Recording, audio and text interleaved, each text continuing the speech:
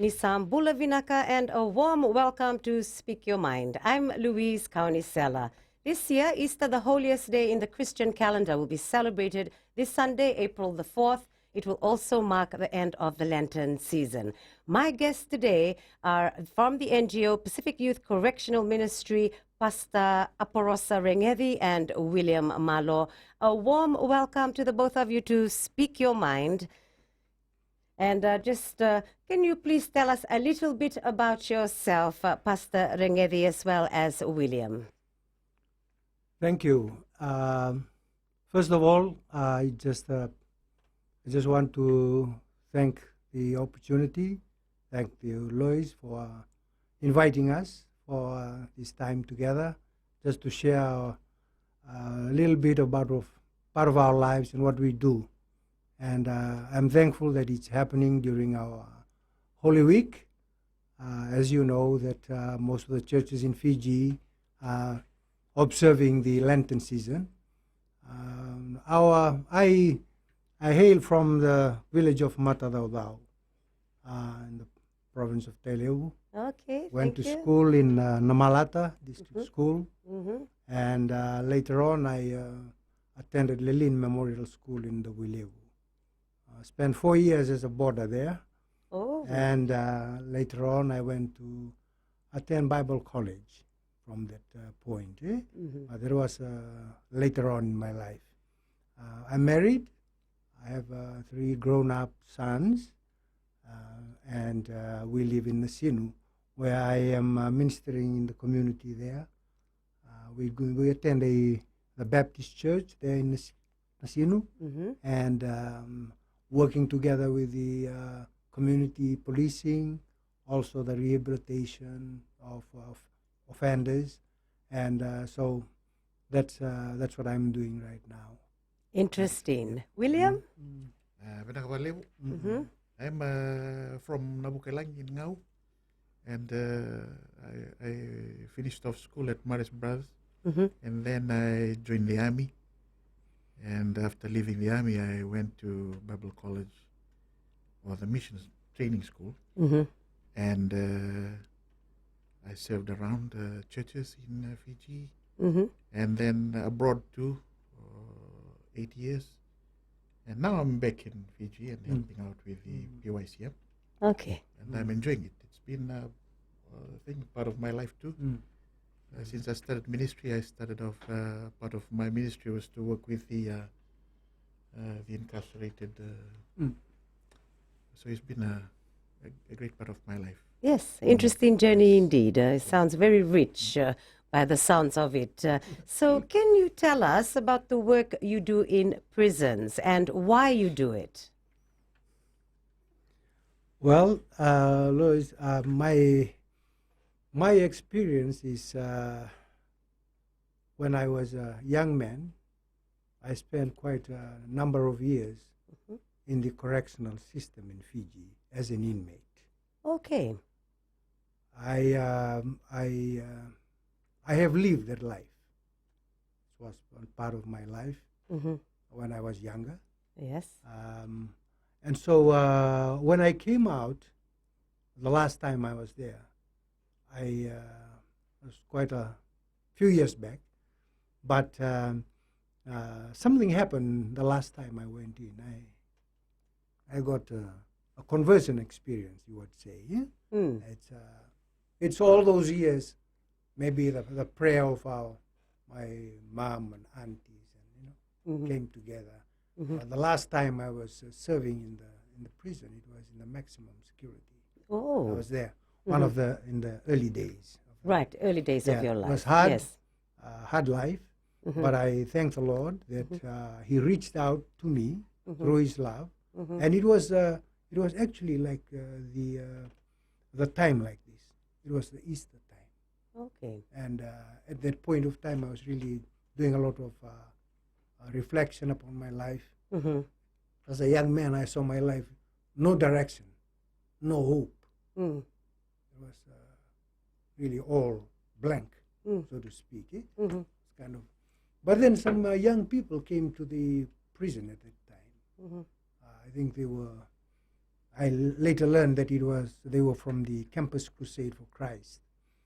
Most of them were in Centenary Church, the young people. Most of them have, vocation. They were, teachers and young people. Yes. When they gave their testimony that Sunday, it really spoke to my heart. I look up and I saw myself, here am I, and what is the difference with these young people?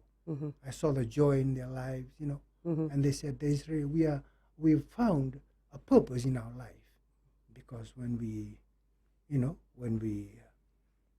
we align ourselves with the Lord and His purpose for us, we know that there is a meaning in life, and you do not need to live a life that's empty, full of violence and all these because they preach the gospel to us. It was, I still remember that Sunday.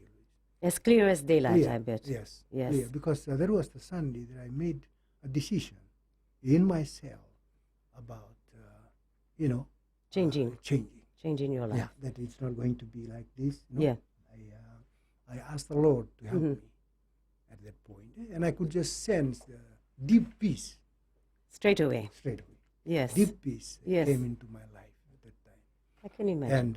And it's like somebody took the curtains off the cell window, and there was a curtain there, symbolically. And then they said, "This is the first day of your life." Still remember. Oh, beautiful. It sounds So very beautiful. it was it's really emotional, and also very, I cannot put it aside. It was a real thing for me. So from that day on, everything seems to change. Everything must Slowly, have come in place. Yes, I come can in imagine, like you changed your life Yes. and everything just came perfectly Yeah. in the path of the Lord. Yes? So, it was a hard situation, difficult environment, but there was one of the reasons why I'm going back to the prison. After all these years, there's always, to me, there's always a mission there for me to go and share what I have found there. So you have that passion in you because you have experienced that and you are trying to help inmates now. But we'll be back for more on Speak Your Mind, Gold FM, only the classic hits.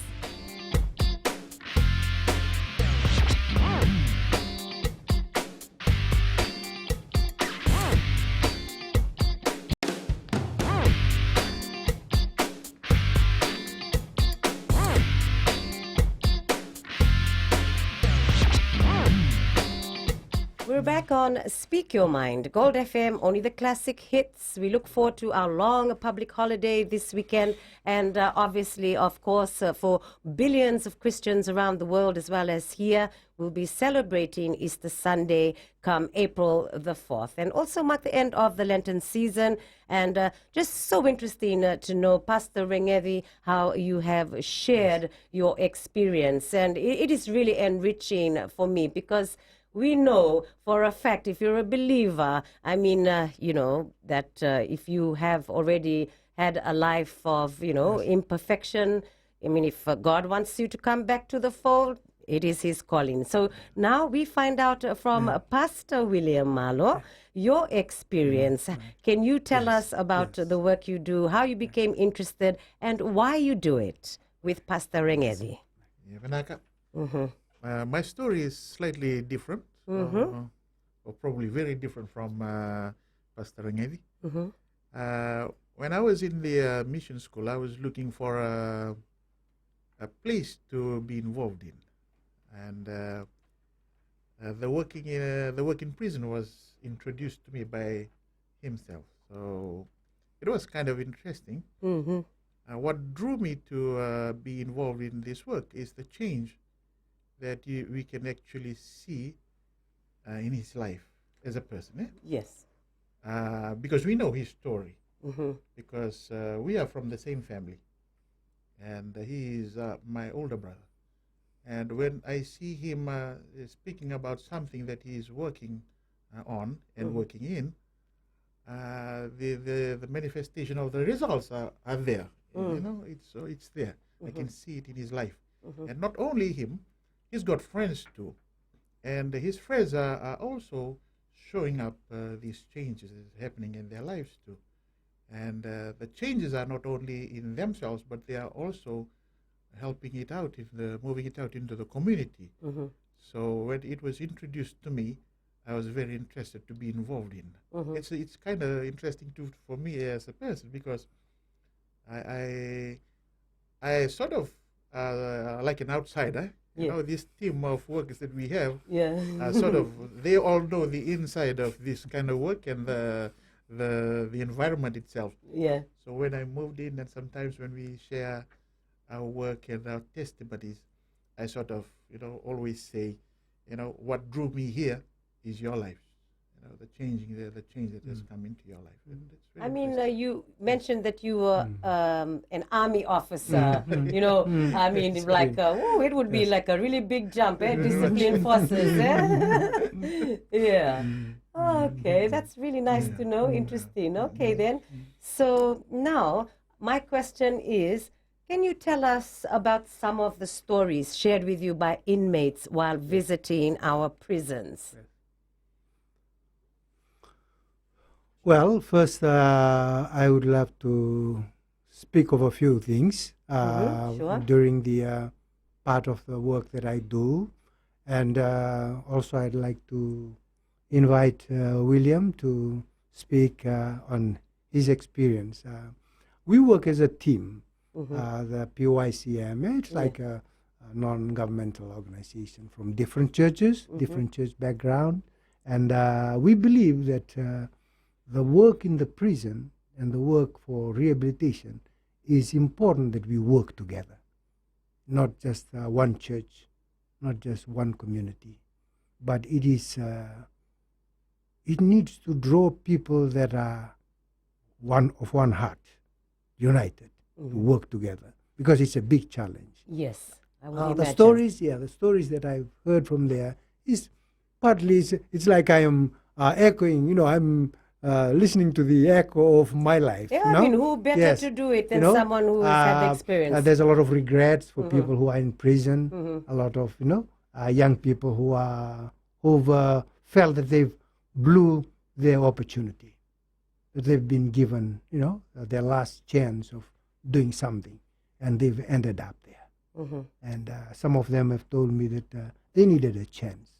They need to be given a chance to rework their life, set it up in the right way, but they need help. They need help. They do not need condemnation. They do not need to be preached at. They do not need long lectures. They need people to come alongside, and especially I'm talking here about for the role of the church, the family, the church, and also the community, let alone the government. I am not saying this, that it's not the government takes care of people while they are in prison, house them, feed them, but the work of rehabilitation needs more than that, needs more than the skills and the things. It needs to go deeper. So it needs to have people who can speak into the lives of the prisoners. For them to feel something. Yes, because they need to recover a lot from some of the things that have happened in their lives. In their past, in their lives. yes. Because, I mean, maybe that had to do with something that led them to prison in the first place. In the first place, yes. So, I mean, they probably were broken. Yes. Yeah? Yes. A lot of brokenness there. A lot of pain and a lot of, self-doubt. If they can, do this again, So I believe that the work that we are doing is we are coming alongside to help them, to, speak the word that can, bring healing, and we teach from the Bible. We use the Bible a lot, the principles there, and especially we find that one of the issues is the issue of forgiveness. It's very powerful, and we teach them to learn to forgive. They have a lot of pent-up feelings. They don't forgive their parents. A lot of them, they blame their parents. Yes. A lot of them, they blame their parents. They blame others because of what has happened to them in their life. Oh, I actually get what you mean. So we'll have to come back for that, Pastor, on Speak Your Mind, Gold FM, only the classic hits. I hope you're enjoying the program. Stay with us.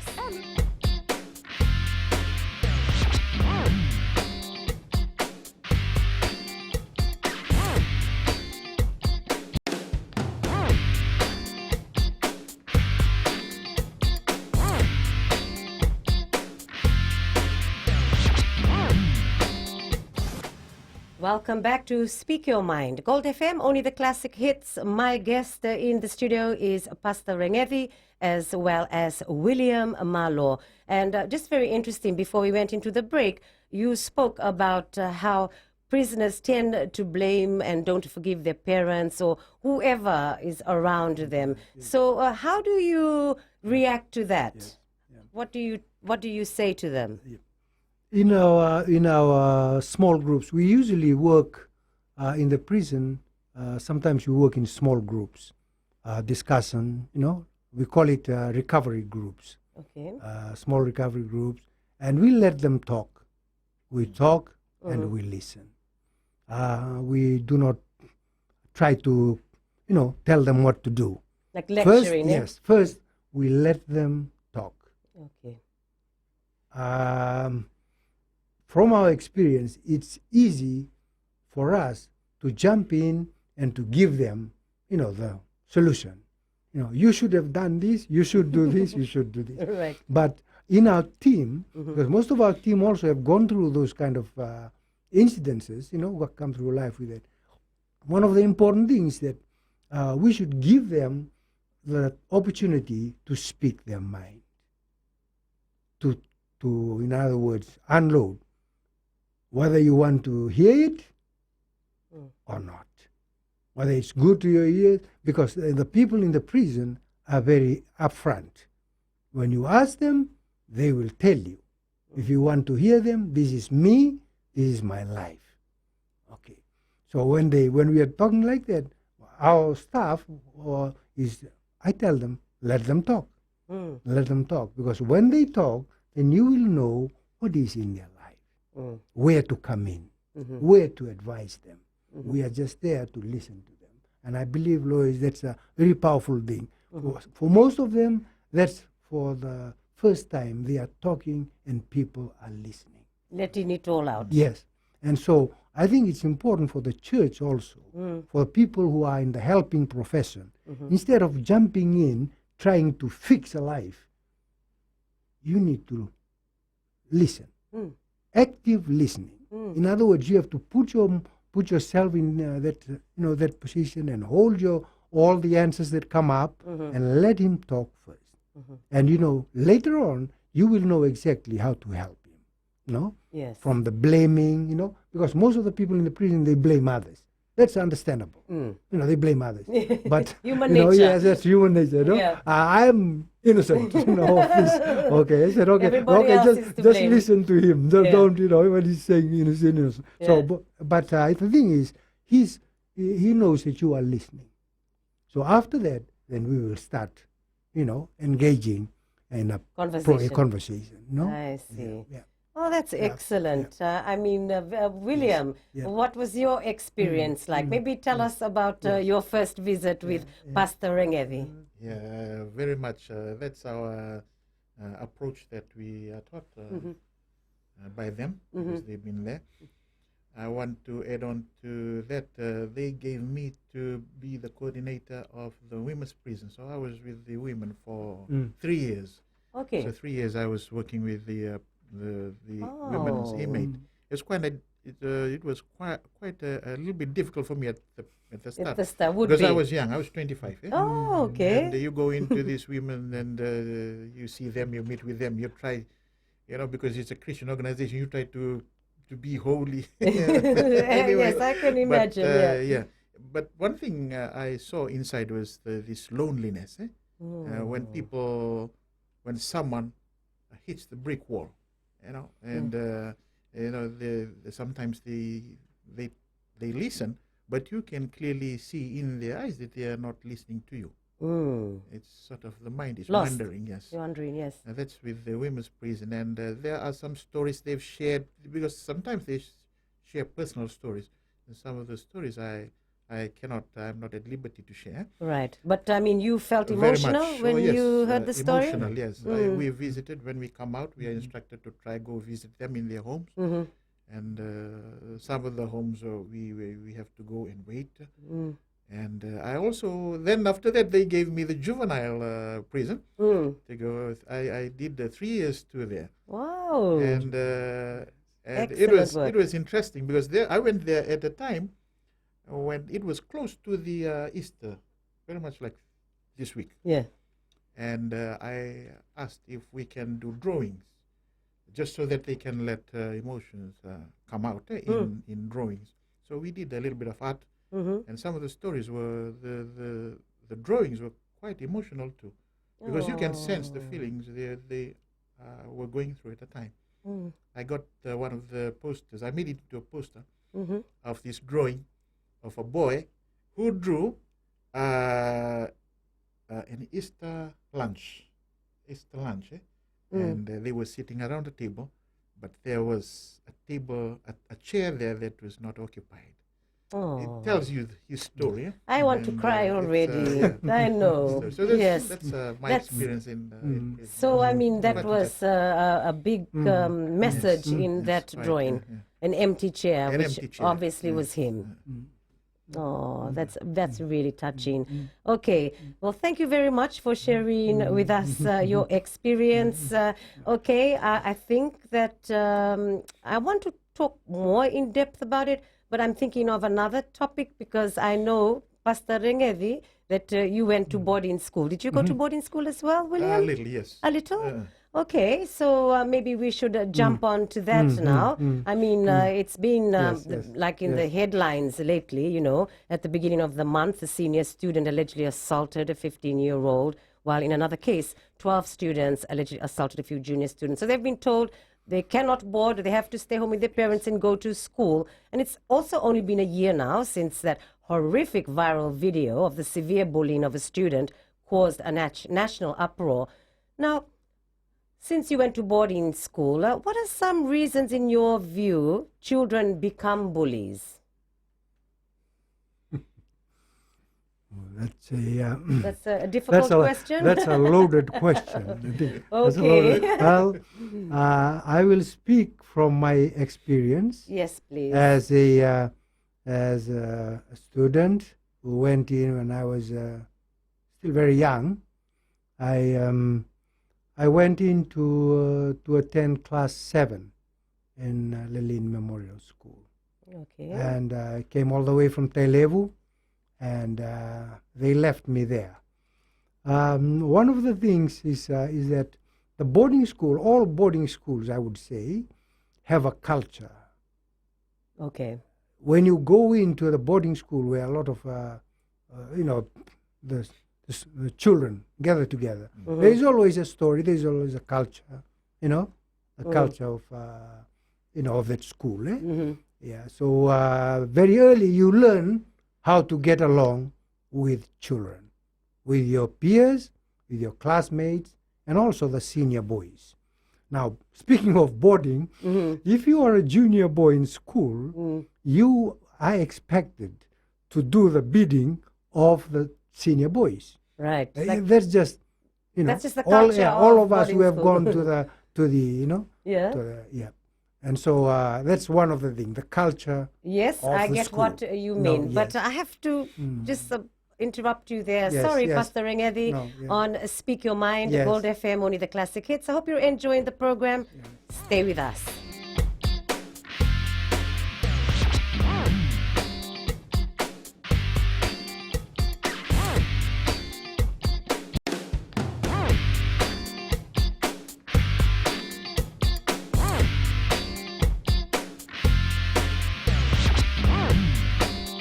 We're back on Speak Your Mind. Gold FM, only the classic hits. Thank you for your good company.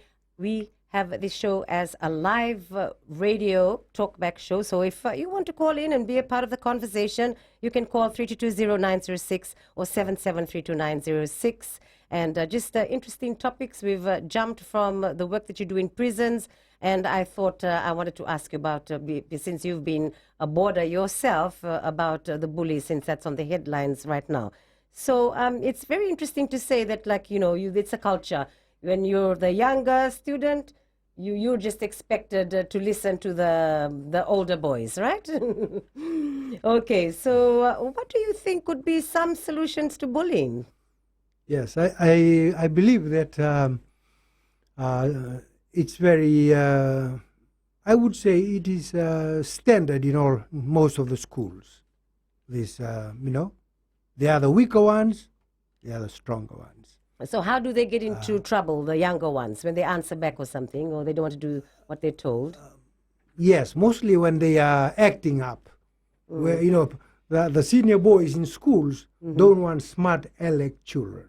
When you are spoken to, we take that all through life, as you know, Lois. Yeah. When we get together in our school, even now when I'm, like this, in my 60s now, so it doesn't matter if the minister is there, the minister of government, or even the prime minister, or whoever. If he's a junior boy in school, he will take his seat. He knows exactly where he's sitting. Oh. Nobody has to tell him. Okay. So for us, as older, I am in the 60s.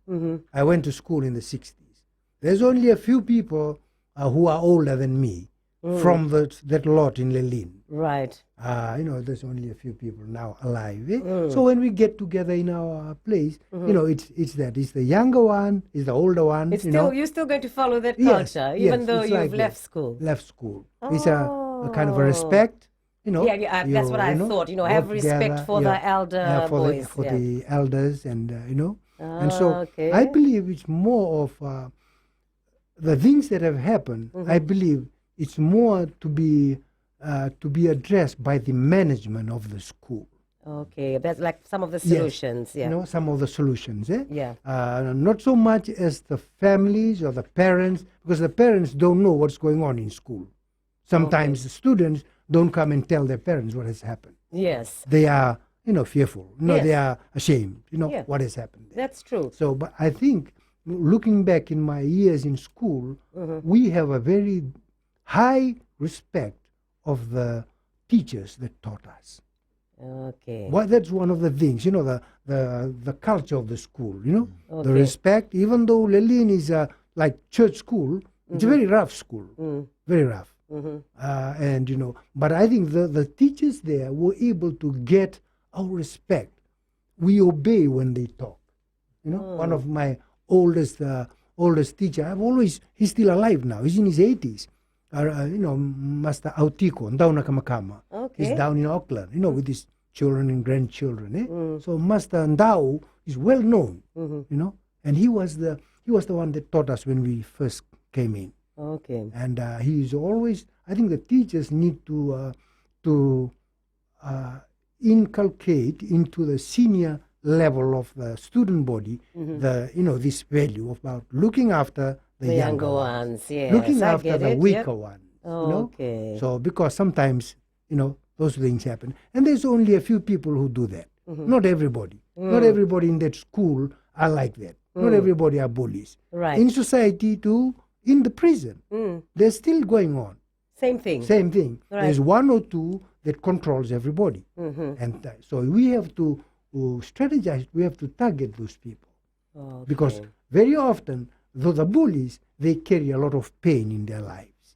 They were also bullied at one time when they were young, and they will always tell themselves, "Okay, that's what we felt. Okay. When you bully me now, one day I'm going to do something. Wait until I grow up." The anger is The anger is there. Yeah, so a lot of young people, they go around, they've been the butt of jokes, bullied, So when they come out in society, they are also carrying that, Yes. because sometimes, like hurt people hurt others. You project to others, you're hurt. So I think that's important for us to understand. So I think the management need to go deeper than just, the chaplaincy that we have in the schools, that's where our team, like the chaplaincy team that we have, we are willing to go into schools like that. And, talk with students, in small groups, not so much as in the Lotu or but, during their time that we can talk with them. Yeah, like be I think, relatable. yes, It's not to like relate to the yeah. student. I think Pastor William, they're doing a great job at the Gospel High School. Okay. Right now, it's a very good thing because they speak to the problem children. Oh, I And see. they pick them up and talk to them. Okay, so then he can, William, he has you some can tell us about experience your about that, experience in that. Yeah. Yes. Yeah, my experience is also very much like that. For me, in boarding school, I did not really have that kind of experience where you get bullied. I think it's because I started from Ngau Junior. It was a junior then. Oh, But okay. we sort of tend to look out for one another. Okay. It was a our bit different. seniors at the time, those who were in Form 4, they were good boys. So they looked out for all the junior students. When I came to Maris, same thing. I had some of the very good students during our years in the Maris Brothers, and they also looked out for. But my experience in bullying was not in school, but in my community. There was this man. He was sort of my tavale.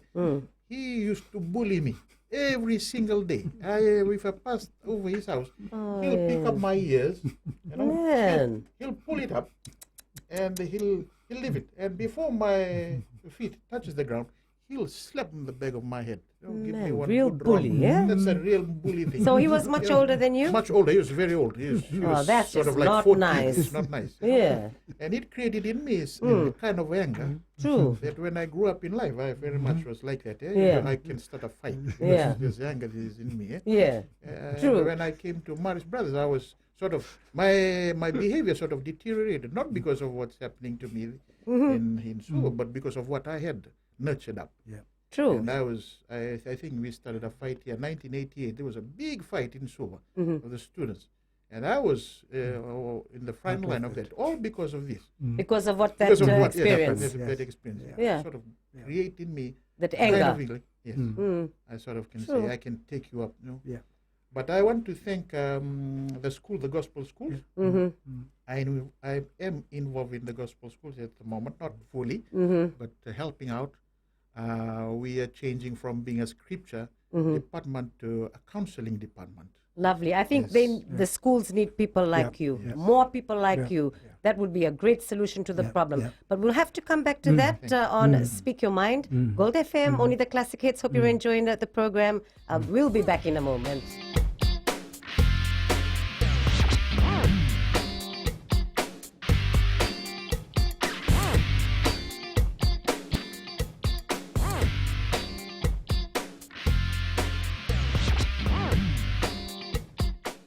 And we're back on Speak Your Mind, Gold FM, only the classic hits. I'm Louise Kaunisela and my guest, Pastor Rengedi, and also William Malo. And, you talking about your experience. I think there's many of us who have been bullied at some stage of our life. But then you finally, you get up and stand up for your right.